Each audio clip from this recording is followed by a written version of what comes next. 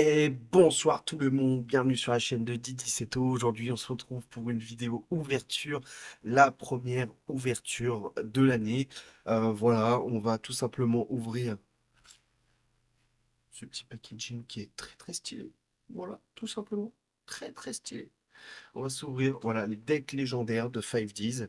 Donc on va voir ce qu'il y a à l'intérieur, etc. On va décrire tout ça. On va voir s'il y a des bonnes cartes aussi qui sont présentes directement. Donc, si j'ai bien compris, c'est trois decks donc de l'univers 5Ds qui sont dedans. Et puis, bon, on va regarder ce que ça comporte, etc. Et on va pas perdre plus de temps que ça. Voilà. On va envoyer le générique et on va s'ouvrir ça et juste on va kiffer ensemble. Allez, genre on envoie le générique et on se retrouve tout de suite.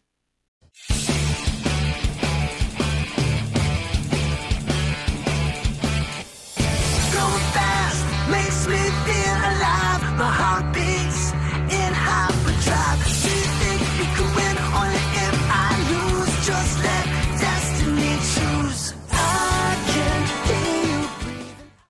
Alors nous revoilà, on a on a la boîte deck légendaire 5Ds, voilà, c'est exceptionnel.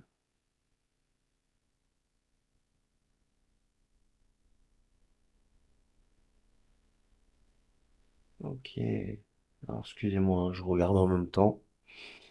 Donc on va voir, ouais. Alors bonus secret rare, moi ça m'intéresse bien ça. Un dragon poussière d'étoiles, Chibi et un jeton Yusei Chibi. Ok. Dragon rose noir Chibi, un jeton Akiza Chibi. Et après, donc, Croc, donc un dragon sombre Chibi et un jeton Croc Chibi. Donc, il y a des jetons, c'est pas cool. Bon, on va regarder tout ça, hein. On va regarder tout ça. Dedans, on a 3 decks, on le sait.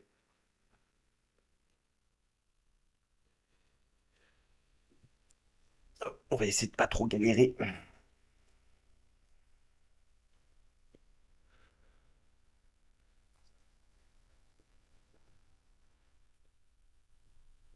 On galère, on galère, on galère. Donc, un paquet et deux paquets. Ok, il n'y a plus rien. C'est déjà pas mal. Hop, tac. Alors,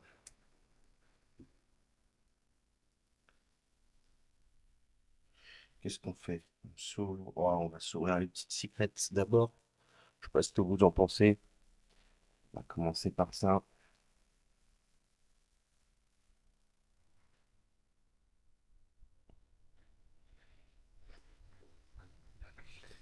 Alors, effectivement, le dragon poussière d'étoiles Chibi en secret. Très très stylé. Le dragon rose noir en Chibi. Encore plus stylé, très honnêtement. Le dragon aile sombre Chibi. On aime beaucoup. Et les jetons, donc le jeton Yusei Fudo. Oh là là, magnifique, les jetons sont magnifiques. C'est sympa les petits jetons. Et gros, bah forcément, on aime beaucoup les petits jetons. Tac. Hop, alors, eh ben, on va commencer par le décal noir, hein, tout simplement. Le décal noir.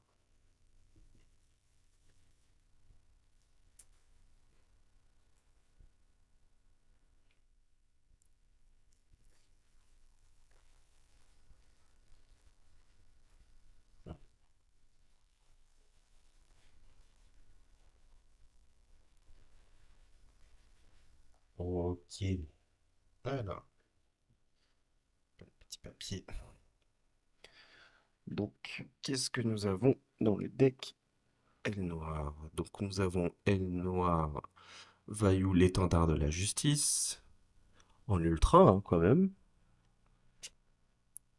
Attaque d'Icar. Sacrifiez un monstre bête ailé, puis ciblez 2 cartes sur le terrain, détruisez-les. Oiseau noir achevé, un contre-piège. Speed 3. Aile noire maître des armures. Aile noire Nontun, la lumière d'étoile. Aile noire Mistral, le tourbillon. Aile noire Bora, la lance. Du hurlu. Ça c'est sympa. Ok.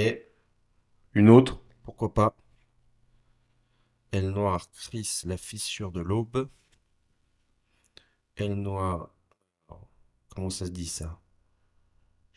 Shranga, peut-être. La lune descendante. Je le connais pas celui-là. Aile noire Orochi. Aile noire Armatan, la poussière. Ok. H, ça on prend. Allez, la double. On prend Aile noire Simoun. Encore Simoun. Encore Simoun. Donc il y a un playset. Fantôme du défunt.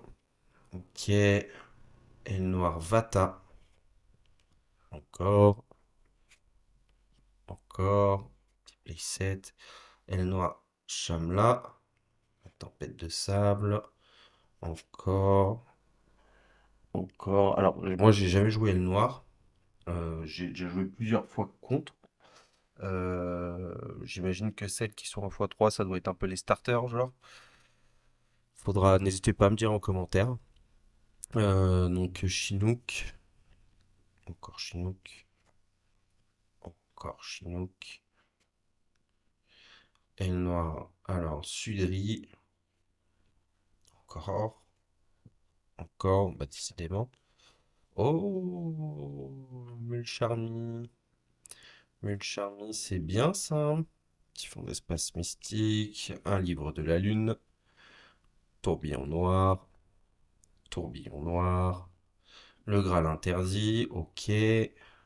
Appelé par la tombe. Ça, c'est très cool. Très très cool. Tourbillon plume noire. Tourbillon plume noire. Corbeau delta anti-retournement. Aile noire ombre jumelle. Alors, les synchros. Aile noire arsenal. Aile noire vent d'argent le suprême. Le dragon aile sombre. Aile noire maître complet des armures. Et le dragon d'assaut aile sombre. Donc ça je crois que c'est le boss monster hein, très clairement. Ok, en x2. Et aile noire, Boreas tempête le vent malfaisant. Ok, en x2. Ok, et bah pour le deck aile noire, honnêtement, alors moi je m'y connais pas très très bien en aile noire. J'ai un ami qui joue le deck aile noire. J'ai cru déjà comprendre et j'ai déjà joué contre des decks noirs en soi. Donc il y a déjà des cartes que je retrouve très souvent qui doivent être genre indispensables au deck. Et puis là, ce qui est cool, c'est les petites staples. Voilà, on a du H, on a de l'appelé par la tombe, etc. C'est vraiment cool de retrouver ça. Dites-moi, pour ceux qui ont l'habitude de jouer le noir, est-ce que vous trouvez que le deck est relativement complet en fait. Est-ce qu'on peut en faire quelque chose? Est-ce qu'il faut rajouter des choses, enlever des choses? Voilà, n'hésitez pas à me dire pour le deck noir ce que vous en pensez, ce que vous feriez pour le rendre vraiment optimal. Voilà. Je dis pas non plus d'un deck genre limite méta, etc. Mais voilà, un petit deck rock challenger, un petit truc comme ça. Voilà. Qu'est-ce que vous ajoutiez, enfin, qu'est-ce que vous ajouteriez au deck ou qu'est-ce que vous allez retirer. Voilà, n'hésitez pas en commentaire. euh, vous mettez tout ça et puis comme ça, je peux voir vos commentaires et peut-être mettre en pratique ce que vous me conseillez. Bon, sans plus attendre, on va attaquer le deuxième deck. Donc ça doit être le deck synchro de Yusei avec le dragon poussière de poil. Hop, Alors, hop, on va essayer de faire le focus là. Alors, qu'est-ce qu'il me fait? Hop.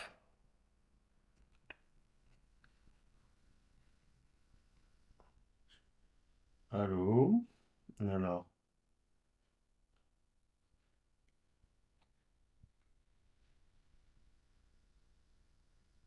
ok, j'ai un focus qui se fait plus.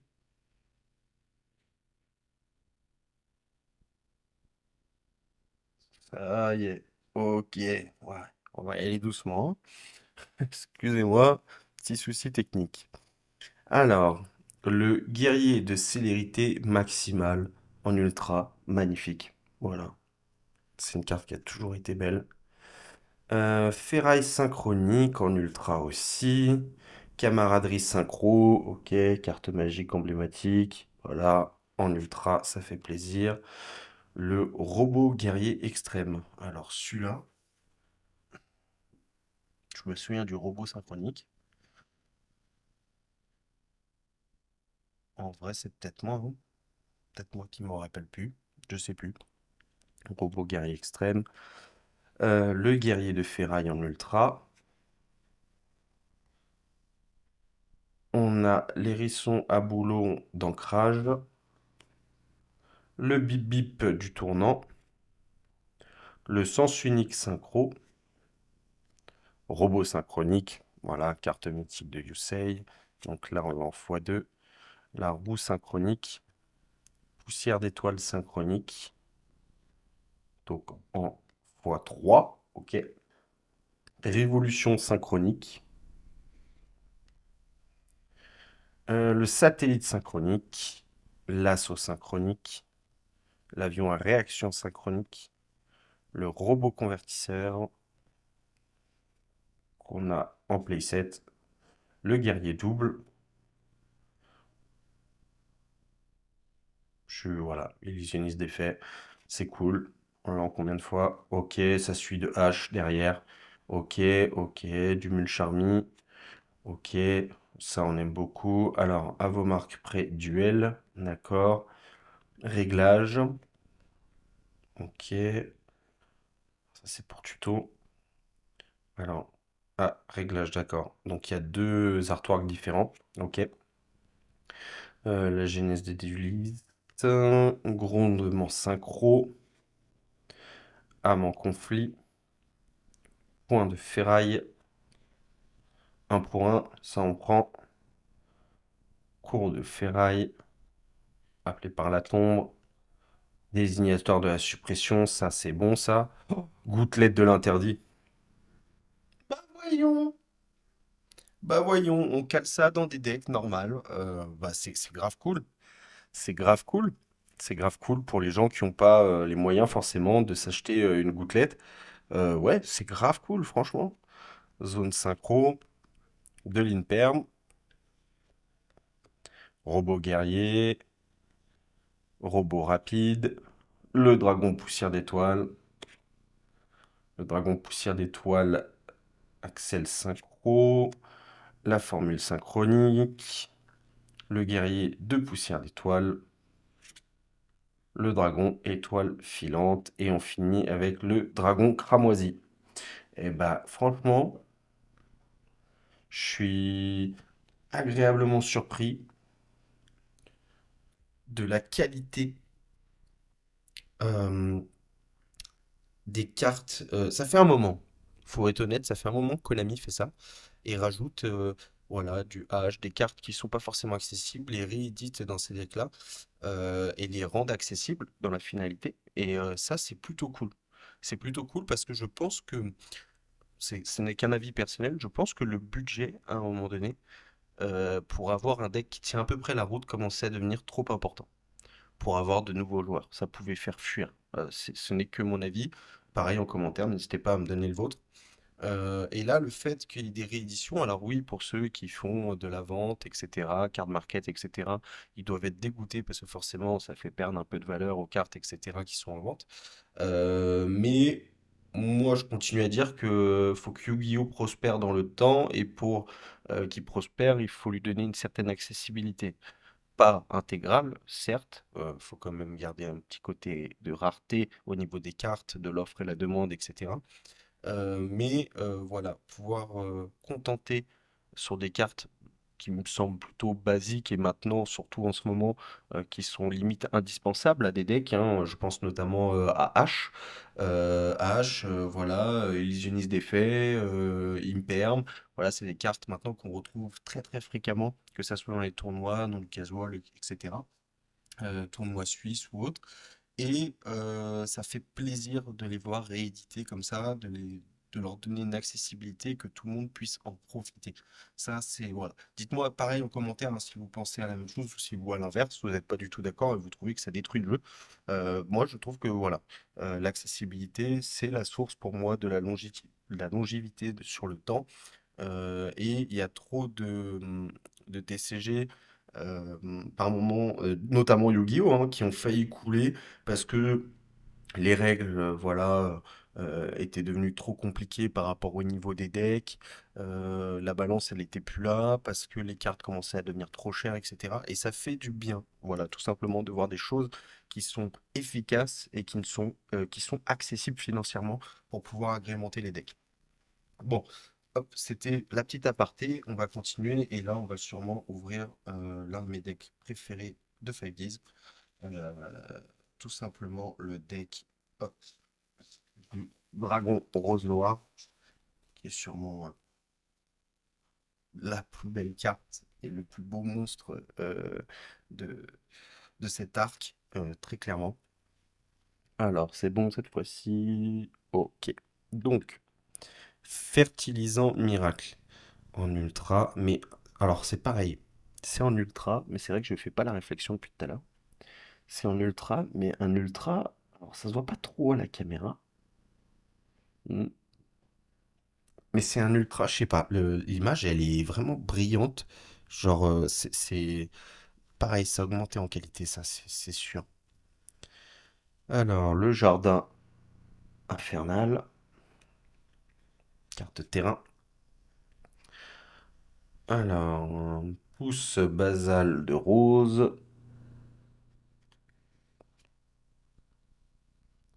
floraison de la plus sombre rose. Périalis, impératrice des floraisons. Floraison de feu. Floraison de feu. Floraison de feu. Le petit playset. Sorcière de la rose noire. Sport. Amoureux de la rose. Le dragon rose bleu. Ogre fantôme. Ça, c'est bon aussi. Voilà. Parfait. Dragon rose rouge. Un playset. Dragon rose blanche. Un playset aussi. Fille fantôme. Ok. Voilà. Ça c'est cool, ces cartes-là, c'est cool. On s'attend pas à les retrouver dans ces decks-là. Princesse de la Rose, Fille de la Rose, Dragon Rose Châtaigne, un playset, Sorcière de la Rose Rougeâtre, un playset, un Mule Charmy, un Monster Reborn, un Terraformation, encore un Fertilisant Miracle, encore un Jardin Infernal, Tempête de Parfum, Épine Perfide, Rose Gelée, Cloître des Roses Blanches, carte terrain aussi, Poussée basale de rose, une infinie, 2, le dragon rose noir. Prenons le temps sur cette carte, s'il vous plaît, qui est juste exceptionnelle. Elle est exceptionnelle, le dragon rose noir. Elle est exceptionnelle. Rose splendide, le dragon clair de lune rose noire, magnifique aussi. Ce monstre a vraiment tellement été bien dessiné, il est magnifique. Alors, Demoiselle de la Rose du Jardin, Dragon Rose croisé, du lien, mesdames et messieurs, du lien. Et ça, c'est cool. Ça, c'est très très cool. Ok. Et le dragon rose rougeâtre en x2. Et on finit par Flora de la Rose du Jardin. Eh bah, écoutez, je suis très hypé. Très hypé. J'avais, fut un temps, un deck. Je vais y arriver. J'avais, fut un temps, un deck dragon pour moi. Pardon, je fais ça. Total impro, voilà. Je nettoie la table, mets ça dans la poubelle. Hop, voilà. Comme ça, on va pouvoir reprendre les choses sérieuses. J'avais fut un temps un deck dragon rose noir, mais les tout premiers, vraiment, voilà, il n'y avait pas beaucoup de cartes, etc. Pour l'archétype, du moins. Et là, ça m'a très clairement donné envie de reconstruire un deck rose noir. Voilà. Ce deck, cette façon de faire, cette façon de jouer, ce deck m'a toujours attiré. À un moment donné, il a été très très fort, hein. Voilà, faut pas oublier l'effet du dragon rose noir.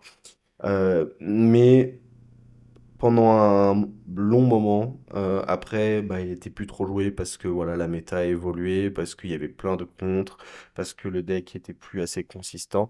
Et là, le fait que voilà, de réavoir le deck et tout, je me dis pourquoi pas, éventuellement rajouter des cartes ou pas, je verrai. Le fait qu'il y ait un lien aussi, je savais même pas qu'il y avait un lien Dragon Rose Noir, honnêtement. Pareil, dites-moi en commentaire si vous étiez au courant. C'est peut-être moi qui a loupé l'info, très honnêtement. Mais je suis très hypé. Vraiment, je pense que je vais sérieusement songer. Bon, j'ai déjà un autre deck à finir, mais je pense que c'est le prochain que je vais complètement reconstruire et essayer d'amener à un certain niveau et voir jusqu'à où je peux trouver la limite en fait hein, du deck, tout simplement. Voilà. Eh ben écoutez, j'espère que cette découverte des trois decks légendaires 5Ds vous aura plu. N'hésitez pas à vous abonner, à liker, à commenter, à dire voilà tout ce que vous voulez, donner votre avis, tout en restant respectueux bien entendu. Et puis bah, je vous dis à la prochaine pour d'autres vidéos. C'était Didi Seto. Ciao.